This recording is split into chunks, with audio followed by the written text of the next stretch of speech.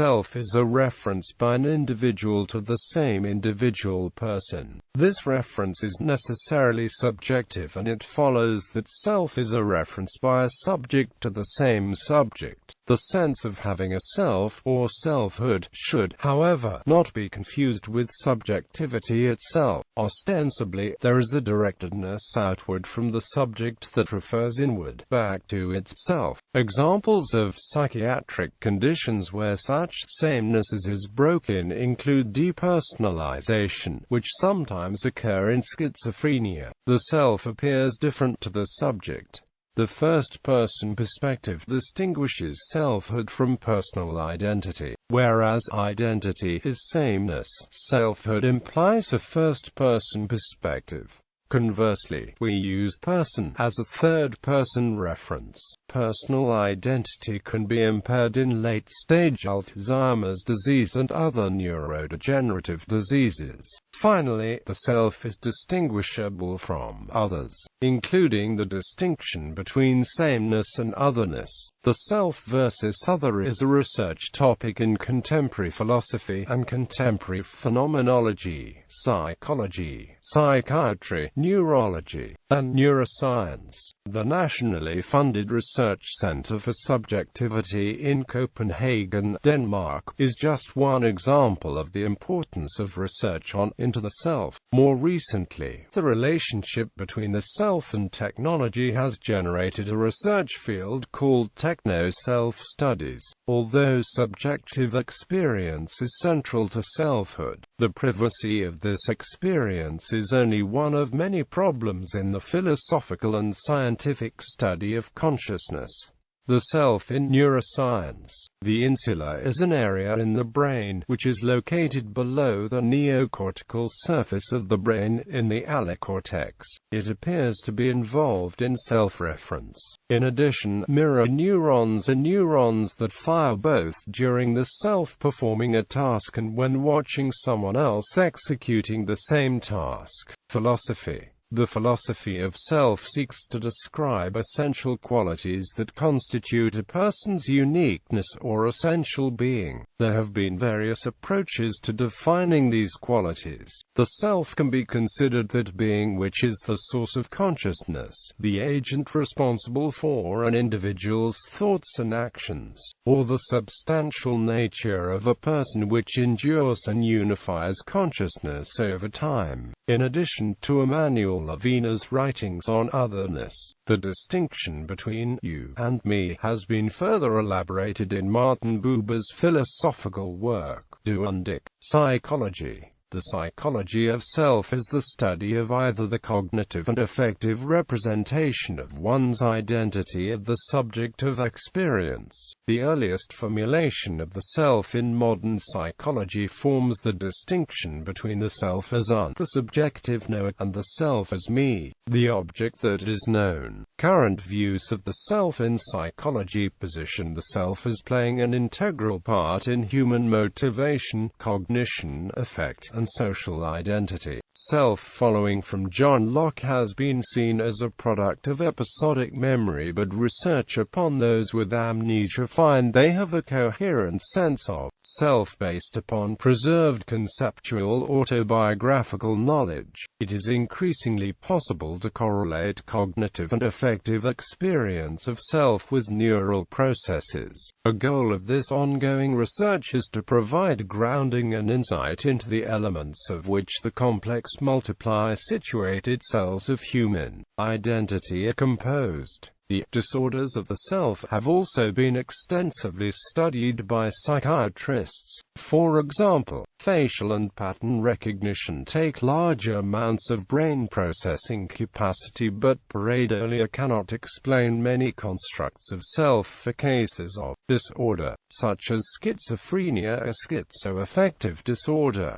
One's sense of self can be changed if they become part of a group that they consider stigmatized. According to Cox, Abramson, Levine, and Holland, if an individual has prejudice against a certain group, like the elderly and then later becomes part of this group. This prejudice can be turned inward, causing depression. The philosophy of a disordered self, such as in schizophrenia, is described in terms of what the psychiatrist understands are actual events in terms of neuron excitation, but are delusions nonetheless, and the schizoaffective or schizophrenic person also believes are actual events in terms of essential being. PET scans have shown that auditory stimulation is processed in certain areas of the brain, and imagine similar events are processed in adjacent areas, but hallucinations are processed in the same areas as actual stimulation. In such cases, external influences may be the source of consciousness, and the person may or may not be responsible for sharing in the mind's process,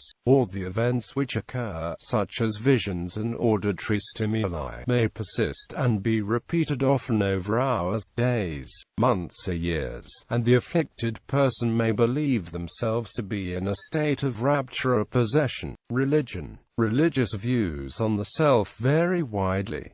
The self is a complex and coarse subject in many forms of spirituality. Two types of self are commonly considered: the self that is the ego, also called the learned, superficial self of mind and body, an egoic creation, and the self which is sometimes called the true self, the observing self, or the witness. Human beings have a self, that is, they are able to look back on themselves as both subjects and objects in the universe.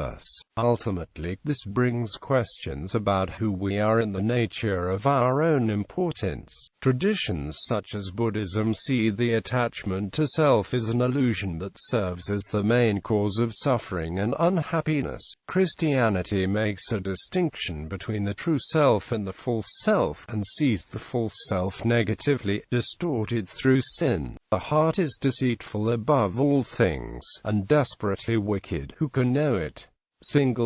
According to Marcia Cavell, identity comes from both political and religious views. He also identified exploration and commitment as interactive parts of identity formation, which includes religious identity. Erik Erikson compared faith with doubt and found that healthy adults take heed to the spiritual side. One description of spirituality is the self's search for ultimate meaning through an independent comprehension of the sacred. Spiritual identity appears when the symbolic, religious and spiritual value of a culture is found by individuals in the setting of their own life. There can be different types of spiritual self because it is determined on one's life and experiences.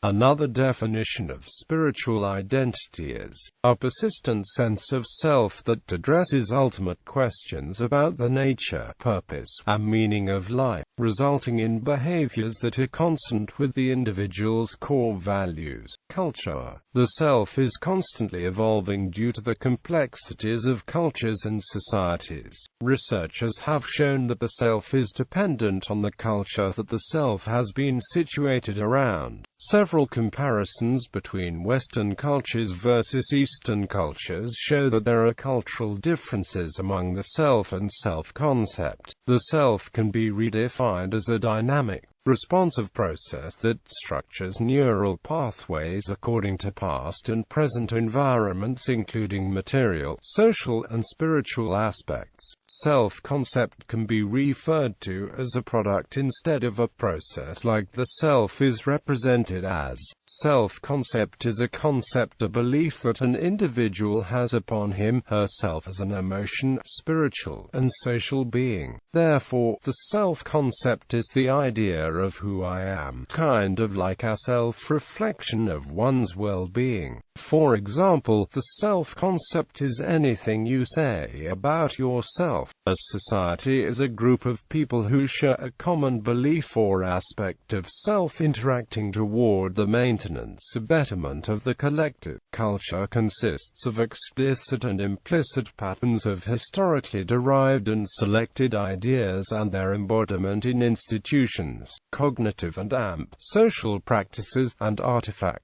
Cultural systems may, on one hand, be considered as products of action, and on the other as conditioning elements of further action. Therefore, the following sections will explore how the self and self-concept can be changed due to different cultures. As children, teenagers, and young adults grow up, society tells these individuals to be yourself, but this may mean something completely different for individuals who live in different cultures. The way an individual construct themselves may be different due to the culture. A Western culture self is usually seen as abstract, private, individual, and separates themselves from the rest of the group, whereas an Eastern culture self might be presented as open and flexible.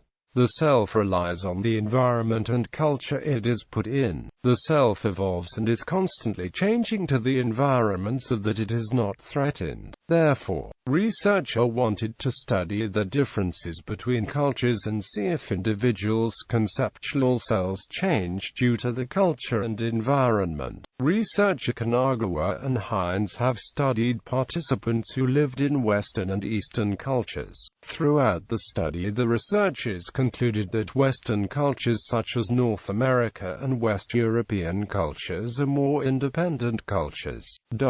The individuals in the Western society tend to look only for positive attributes and strive for goals that will put them ahead of others. Western cultures are more goal-oriented for individualism, instead of being more collective for the group to advance ahead. This is due to the culture that Westerners instills. The whole culture concept is to outbeat another individual to advance their own well-being. The independent cultures create selves and self-concepts to worry about their own individual thoughts and feelings, whereas Eastern cultures such as Japan, Asian, Africa, Latin American, and South Europe cultures are interdependent culture. The culture is very different in Eastern cultures because the culture is based on the collective, instead of focusing on one individual. For instance, Japanese culture focuses heavily on self-criticism and trying to improve themselves to become better individuals. They really depend on negative feedback in aspects of themselves so that they can advance and help the entire culture and society. The whole goal is to maintain harmony and balance within society. Therefore, Japan's conceptual self is very different to Western culture due to the environment and standards that each culture upholds. Eastern cultures are represented as interdependent because they only think and feel for others instead of thinking about themselves.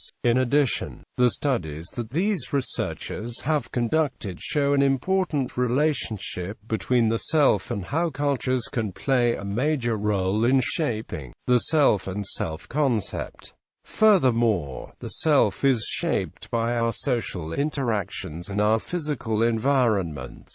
An individual's social interactions occurs when they're in a specific society or culture. If these individuals grow up in a certain culture, they're going to conform to societal norms and pressures to follow a specific standard that their culture believes in. This is why culture is important to study and explore when searching how the self evolves and changes. To conclude, Western cultures are more self-absorbed in their own lives, whereas Eastern cultures are less self-absorbed because they cherish the collective. The self is dynamic and complex, and it will change or conform to whatever social influence it is exposed to. The main reason why the self is constantly dynamic is because it always looks for reason to not be harmed. The self in any culture looks out for its well-being and will avoid as much threat as possible. This can be explained through evolutionary psychology concept called survival of the fittest.